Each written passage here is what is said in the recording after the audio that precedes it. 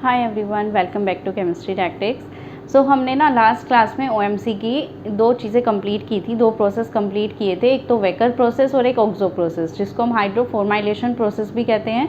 तो ये दो प्रोसेस तो हमने कंप्लीट कर लिए थे, उनके क्या क्या कैटलिस्ट होते हैं हमने वो भी देख लिए थे साथ में। अब हम करने वाले हैं अपना तीसरा प्रोसेस, जो होता है हमारा मोनसेंटो प्रोसेस। ठीक है, तो इसको करते हैं आज।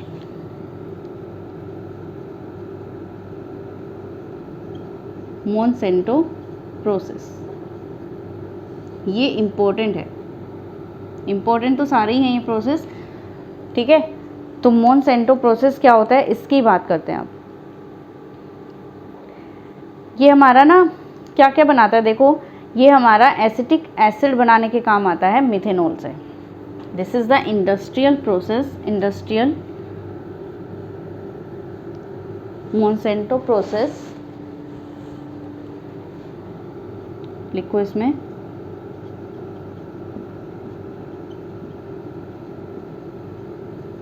Industrial method for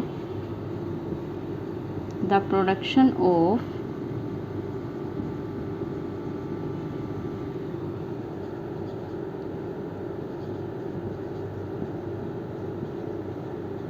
acetic acid by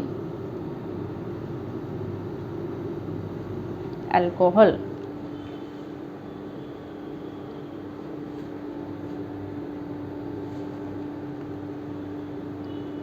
using some catalyst, catalyst तो यूज़ होगा ही। तो इंडस्ट्रियल मेथड होता है हमारा प्रोडक्शन एसिटिक एसिड की करता है अल्कोहल से। तो यहाँ पर ना हमारा मिथेनॉल यूज़ होता है,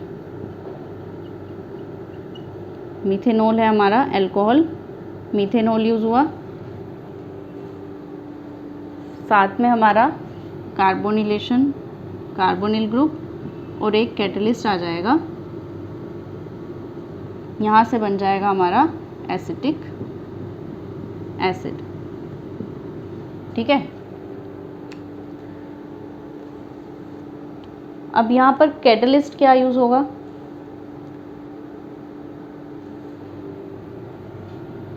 कैटलिस्ट क्या यूज़ होने वाला है, RHCO I2 माइनस, ये। ठीक है, साथ में इसके एक को कैटलिस्ट भी यूज़ होता है,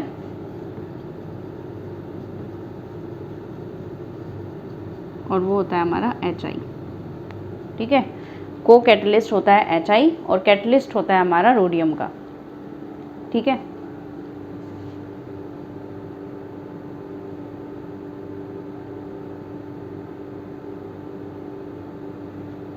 अब इसको ना हम याद कैसे रखेंगे, देखो बहुत अजीब सी ट्रिक है, और मतलब अजीब ट्रिक होती है, याद रह भी जाती हैं हमारे। तो मैं तो इसी तरीके से एक कहानी से बना के याद कर लेती हूँ। आपको पता नहीं कैसी लग रही होंगी, आपको अगर नहीं पसंद आ रही है तो आप अपनी कुछ ट्रिक बना सकते हो। इसमें कोई कंपल्शन नहीं है कि जो बता रही हूँ वही करना है, आप अपनी कुछ भी ट्रिक बनाओ, किसी भी तरीके से याद रखो, याद रखने से मतलब है। तो हम जो मैं करती हूँ ना यहाँ पर, वो क्या करती हूँ, देखो मोनसेंटो। तो मोनसेंटो नाम से ना मुझे मोंटी याद नाम समझ आता है, देखने से मतलब एकदम से यही आता है कि मोंटी, जैसे किसी का नाम हो गया मोंटी। ठीक है, तो और कुछ दिमाग में आता ही नहीं है, मोनसेंटो से मोंटी याद आता है। तो मोनसेंटो मोंटी, मोंटी जो है सेंटी हो गया, मोंटी सेंटी हो गया, फिर रूड हो गया, रूड हो गया, मतलब उसको गुस्सा आ गया। मोंटी जो है सेंटी हो गया, सेंटी हो गया, उसे गुस्सा आ गया, वो रूड हो गया। तो रूडिया रूडियम, ये हो गया ना रोडियम। तो रोडियम से आप रूड याद रख सकते हो, ये ट्रिक आ गई मुझे तो याद। रोडियम, ये वाली हमारी मेटल आ गई रोडियम, और यहाँ से रूड हो गया। तो मोंटी सेंटी हो गया, रूड हो गया, ये चीज़ मुझे याद है। तो इससे मुझे इतना समझ में आ जाएगा कि हाँ रोडियम का कुछ वहाँ पर कैटलिस्ट यूज़ होना है। ठीक है, फिर उसके बाद हमारा को कैटलिस्ट है इसमें HI, तो HI के साथ में यहाँ पर I2 आ जाएगा। तो आपको ना एक ट्रिक थोड़ा सा बस ट्रिगर होना चाहिए आपका दिमाग एक बार कि हाँ ये चीज़ कुछ ऐसी है, फिर आगे का आपको खुद याद आ जाता है। तो एक बार मोनसेंटो प्रोसेस में ये ध्यान रख लो, रूड कि मोंटी सेंटी हो गया, रूड हो गया। एक बार ये लाइन याद हो गई ना, तो रूड हो गया, तो मतलब वहाँ पर आपको याद आ जाएगा कि वो कैटलिस्ट जो है वो रोडियम का कैटलिस्ट है। अब रोडियम का कैटलिस्ट है, साथ में कार्बोनिलेशन भी है, CO ग्रुप भी है, आगे आपका उसमें I2 भी है। ठीक है, तो साथ में को कैटलिस्ट हो गया HI, ठीक है ना।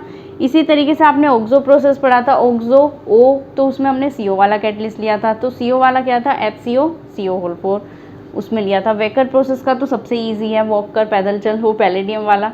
तो ये सब ट्रिक्स जो है ना आपकी, वो याद करने की ट्रिक इसीलिए बताती हूँ मैं, ताकि आपको ऐसा नहीं है कि सिर्फ ये ट्रिक याद करने से आप याद ही रख लोगे इसको, आप डायरेक्टली याद रखोगे तो भी सही है, ज़रूरी नहीं है ट्रिक बना के याद रखो, लेकिन ये ट्रिक्स याद रहती हैं तो उससे ना हमारा कन्फ्यूज़न नहीं होता है। अब एग्ज़ाम में आप हो सकता है इसका कैटलिस्ट मोनसेंटो का कोई और लिख के आ जाओ, कैसे याद रहेगा, तो आप इसका हो सकता है ऑक्सो प्रोसेस वाला बता दो, ठीक है।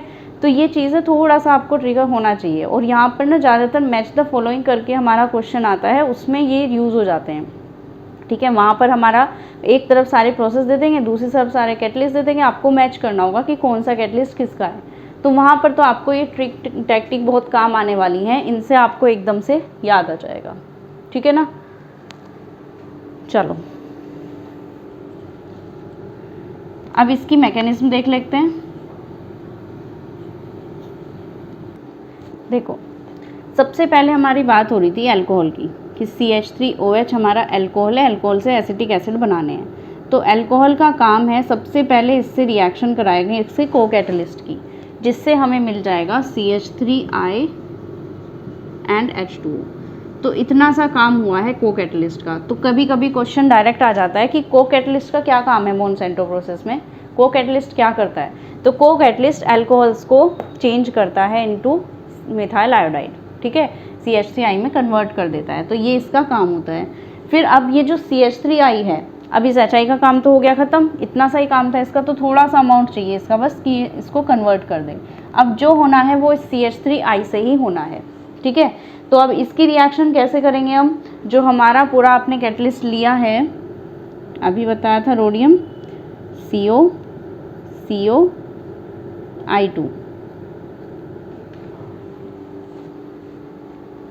या एक काम करो इनको ट्रांस ले लो एक दूसरे के, COI, ठीक है, ये है, और बाहर इसके माइनस भी था, ये था। इसकी रिएक्शन इस CH3I के साथ करानी है अब हमें, ठीक है ना। यहाँ पर हमें इसकी CH3I से करानी है। एक बार इलेक्ट्रॉन्स काउंट कर लें इसके कितने होते हैं। तो जो रोडियम होता है हमारे उसके कितने होते हैं, क्योंकि ये कोबाल्ट वाली फैमिली से ही है हमारा, तो इसके लिए भी कितने होते हैं 9 प्लस आई के 2 1 प्लस 1 प्लस CO के 2 और माइनस के लिए +1, तो 9 10 11 12 13 14 16 इलेक्ट्रॉन हो गए, ठीक है। तो 16 इलेक्ट्रॉन अगर हुए हैं तो अब ये ऑक्सीडेटिव एडिशन कर सकता है, यानी कि ये दूसरे ऐड कर सकता है साथ में। और वैसे भी इसका 4 कोऑर्डिनेशन नंबर है, तो अगर हमारा कोऑर्डिनेशन नंबर कम होता है तो ऑक्सीडेटिव एडिशन हो जाता है।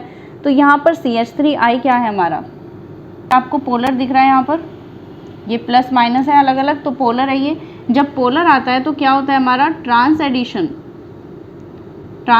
होता है ना। तो ट्रांस एडिशन में कैसे करेंगे अब हम, यहाँ पर RH, यहाँ पर ट्रांस में लगा दो पहले दोनों CH3I को, बाकी के जो बचे हुए हैं अब बाकी के लगा दो I COI, ठीक है, ये लग गया हमारा, ट्रांस में एडिशन हो गया, ठीक है। अब इसके 18 इलेक्ट्रॉन भी पूरे हो चुके हैं, कोऑर्डिनेशन नंबर भी 6 हो चुका है। तो यहाँ पर ऑक्सीडेटिव एडिशन वाला पार्ट तो हो गया हमारा बिल्कुल कंप्लीट, ठीक है बिल्कुल। अब हम नेक्स्ट स्टेप में क्या करने वाले हैं, देखो जब भी हमें CO ग्रुप दिखे और साथ में उसकी कोई एल्काइल ग्रुप दिखे तो माइग्रेटरी इंसर्शन कराना मत भूलो। तो यहाँ पर हो जाएगा माइग्रेटरी इंसर्शन। अब माइग्रेटरी इंसर्शन कैसे होगा, ये जो CH3, इसको अगर मैं थोड़ा सा ओपन करके लिखूँ तो ये इस टाइप से आएगा, ये इधर जाएगा और ये CH3 माइग्रेट करके इधर आ जाएगा। तो यहाँ से जो बनेगा आपका ये वो बन जाएगा COCH3 RH I COI, ये वाला पार्ट हो गया यहाँ पर वैकेंट, एम्प्टी होगी ये स्पेस इसके लिए, ठीक है। अब एम्प्टी स्पेस हो गई है तो यहाँ पर क्या कर सकते हैं हम, एक CO ले सकते हैं, जो हमें कार्बोनिलेशन, इसीलिए तो स्टेप में हमने CO लिया था, वहाँ पर CO इसीलिए लिया था क्योंकि ये CO की ज़रूरत पड़ेगी यहाँ पर। तो हम क्या कर देंगे यहाँ पर CH3 CORH, इस पार्ट पे CO लगा देंगे, ये बन गया हमारा। ठीक है। तो अब इसके पूरे 18 इलेक्ट्रॉन हो गए। अब ये हमारा क्या करेगा यहाँ पर, रिडक्टिव एलिमिनेशन। अब होगा हमारा रिडक्टिव एलिमिनेशन। रिडक्टिव एलिमिनेशन कैसे होता है, देखो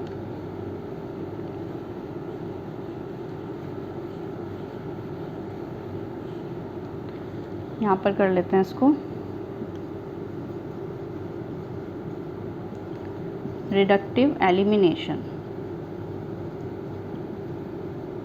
रिडक्टिव एलिमिनेशन होता है हमारा जहाँ पर दोनों ग्रुप निकलने हैं, जो दोनों वो सिस होने चाहिए। तो हमें यहाँ पर ये दिख रहे हैं सिस, CH3COI, ठीक है।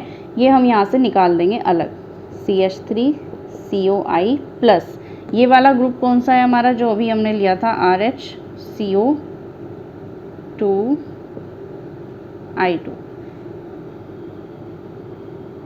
ठीक है। ये आ गया हमारा अलग से।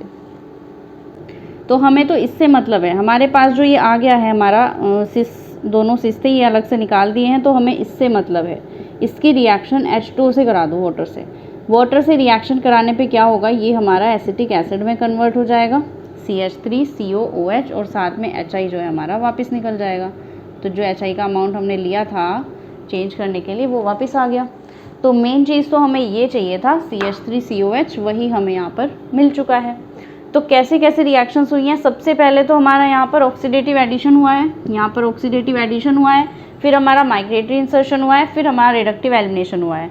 देखो सेम प्रोसेस था हमारा, पहले भी हमने ऐसी ही की थी, ऑक्सो प्रोसेस जब हमने किया था उसमें भी हमने इसी तरीके से किया था, बस उसमें थोड़े से स्टेप डिफरेंट हुए थे। उसमें रिडक्टिव एलिमिनेशन, आपका ऑक्सीडेटिव एडिशन, माइग्रेटरी इंसर्शन इस वाली ऑर्डर में नहीं थे, उसमें अलग ऑर्डर था, इसमें अलग ऑर्डर है, लेकिन हैं 3 स्टेप ही है, ठीक है। तो यहाँ पर इसी तरीके से आपको करना है, ओके।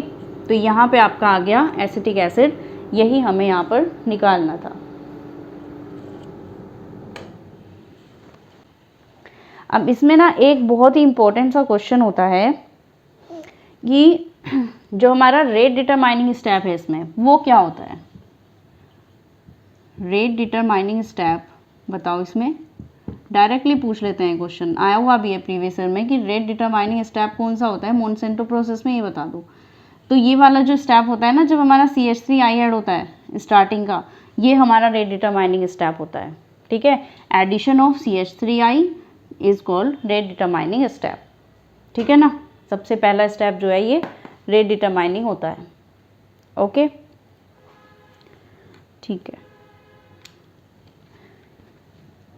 तो यहाँ पे तो हमारा ये बन चुका है। अब यहाँ पर ना एक चीज़ और इम्पॉर्टेंट है कि जो हमारा मोनसेंटो प्रोसेस होता है ये क्यों हेल्पफुल है, एडवांटेज क्या है इसकी।